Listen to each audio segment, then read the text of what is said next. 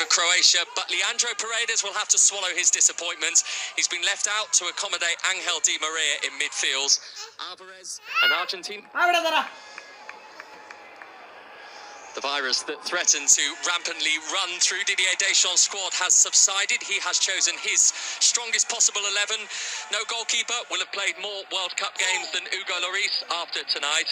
Deo Upamecano has recovered from the illness that kept him out of the semi-final win over Morocco, as has Adrien Rabiot in France's midfield. Perhaps Olivier Giroud can force his way into the Golden Boot race. He begins the night 1 goal behind Mbappe and Messi. Kanate and Fofana drop to the bench.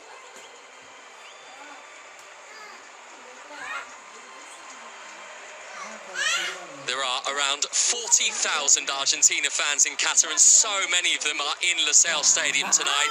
The light blue and white shirts have been a prominent part of this tournament, and they tend to have a specific name and number on them too. The whole country are preparing for their moments. A date with destiny, and a dream which seemed unlikely after the first group game. Argentina need to pick themselves up, dust themselves down and go again. Only once before has a nation lost their opening game and gone on to win the trophy. I wouldn't say it was ideal because it's never good to lose, but it came in the first game, so we still had time to recover. This gave us strength, knowing that the future could still be positive. From then on, Argentina survived, but thrived.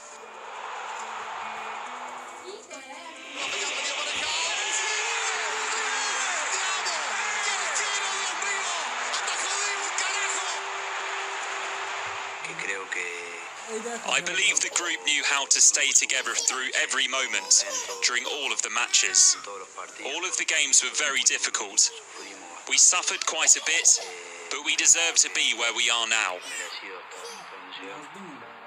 Football's perfect 10, Lionel Messi. He's fought for this before, 4 times before. 6,029 days after his FIFA World Cup debut, he is on the brink of earning the crown that many believe his sublime talent deserves. He's the best in the world, and all of the focus will be on him. I think that in football, nobody would be sad to see Leo lift the trophy. And as the goalkeeper, I'll try to protect my goal, to have the best game of my life, to make his dream come true. It's obvious that we all want to be champions, first for Argentina, and secondly because I think there's no man, no player in the world who deserves to win it more than him. I have imagined this millions of times, but imagination always falls short of reality. Never did I imagine this World Cup would be like this. And then, of course, the responsibility we have to Leo, who I believe deserves this, but also to all of Argentina.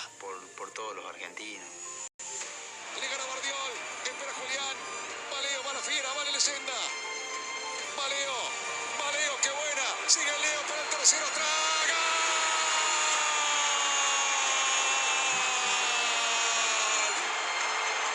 They have hung on tight, and they and Messi, they cling also to the ultimate dream of their defining, crowning moment.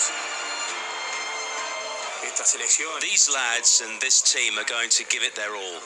And that is the important thing. It's about sending that message to the whole country, thanking them massively. And I leave it at that. Gracias.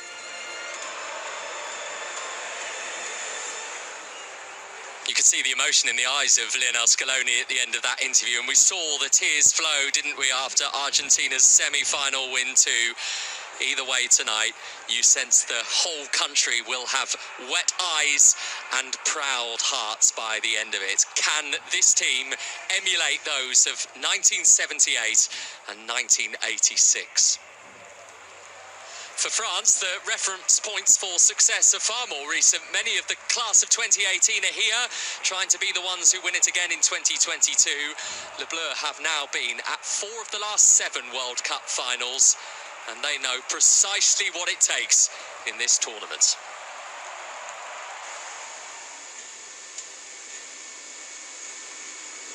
Every journey has a starting point, where dreams of making a mark burn brightest. Mbappe! France mean business at World Cup 2022. To be honest, we've had a great tournament. We've been focused the whole time. And the round of 16 looms large for the French. En route to the final, Didier Deschamps' team have been patient, resolute, decisive, and in some cases, supreme. A flash of brilliance. Olivier Giroud out on his own as France's top scorer of all time. He's not level with anyone. He's alone at the top, and I think that he will score more. Mbappe once again on the swivel. Oh, majestic! Poise and panache. The fabled je ne sais quoi. France power their way through to the World Cup quarterfinals. I believe one of the strengths of the French team right now is our impact out wide, especially with Kylian Mbappe, who is an outstanding player, a big game player, who can make a difference at any time. Bellingham! Lloris has to produce a moment of heroics there. Hugo's the heart and soul of the team. France's all-time record appearance maker, Hugo Lloris, he could still become the first player to lift the World Cup trophy twice as a captain. And now he'll go down in history. It's great. And Griezmann, the coolest man in the building. He's the ability to do great things with his left foot, create good moments, and he can hit a good set piece. Griezmann's ball, Giroud! The world champions move on to a semi-final with Morocco, and the belief grows that they can be the first team in 60 years to retain the World Cup. When we had difficult moments or tough matches, like the knockout games, we dug in, and I think we deserve to be in the World Cup final.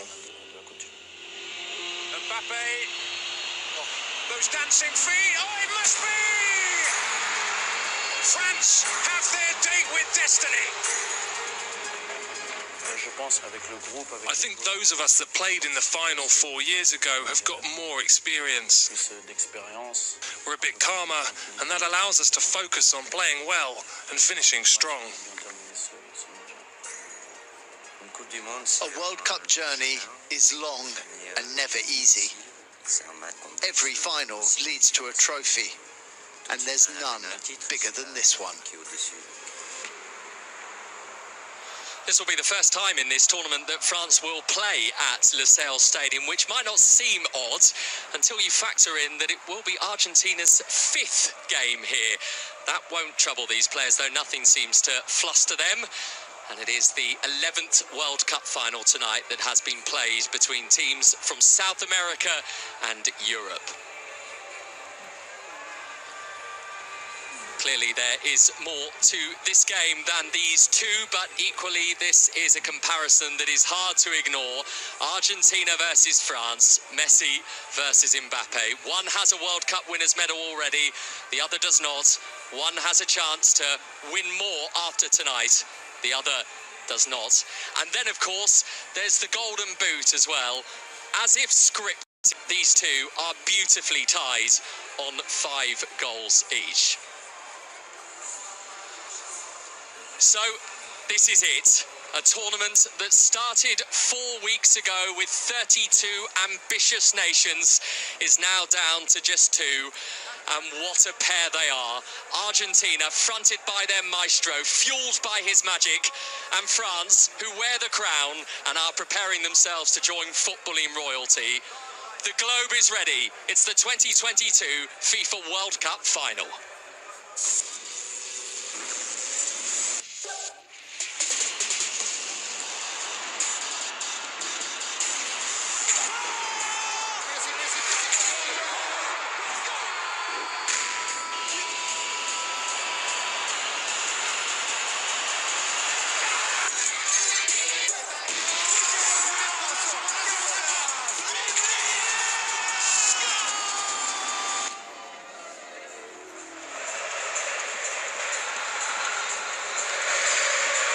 across every continent on the face of the globe, to every lover of the game, wherever you are, whatever time of day or night, welcome. That is the World Cup. This is the Lusail Stadium, and this is the final of the 2022 FIFA World Cup. It is here, and it is now that we establish which of Argentina and France will become, for the third time in either case, the champions of the world and the owners for 4 years of that most famous piece of gold. Argentina, 36 years since last they ruled over planet football, inspired by Messi now as they were by Maradona then, inspired too by the most vivid and voluble supporters here throughout. Argentina know they can. France, the reigning champions, seeking to repeat on the Persian Gulf what 4 years ago they achieved on the banks of the Moskva River, and underpinned here, as they were there, by the grace of Griezmann and the awesome force of Mbappe. So, Alan, if you can, summarise for us the essence of the football match we're about to watch.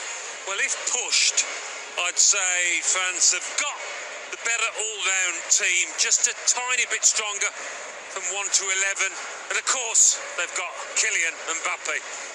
But Argentina have perhaps got the greatest X factor that's ever played the game in Lionel Messi, and largely because of him, the team, I think, has been surfing on a wave of emotion so far. I mean, the togetherness and determination has been incredible.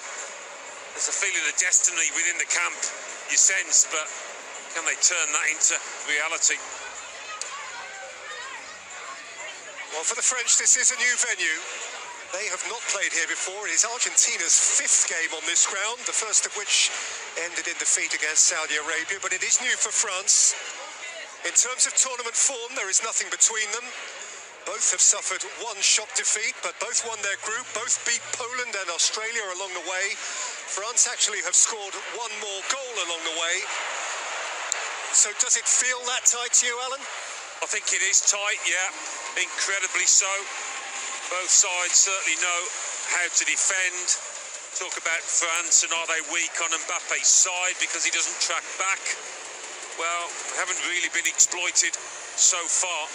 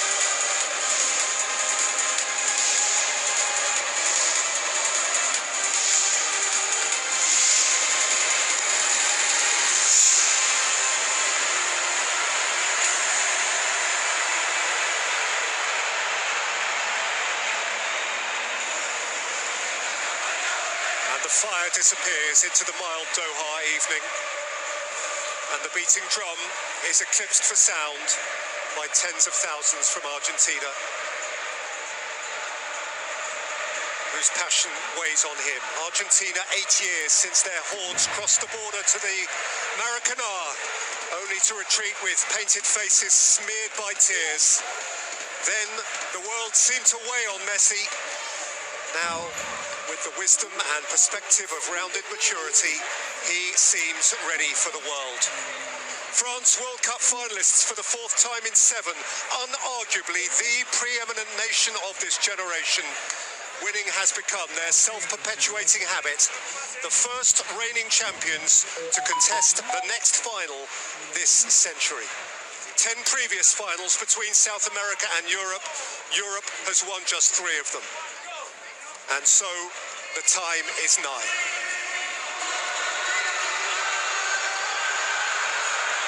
Mbappe, Messi, and so much more. Lionel Messi stares up at his final peak. Kylian Mbappe prowls in the foothills of greatness. From the Andes to the Alps, our planet unites around its ultimate game.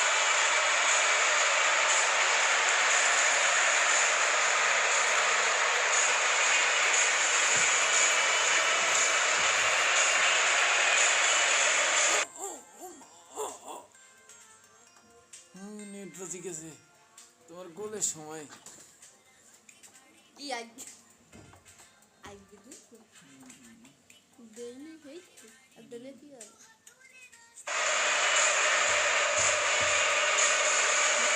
64, the final. Your Excellencies, ladies and gentlemen, please rise if you're able for the playing of the national anthem.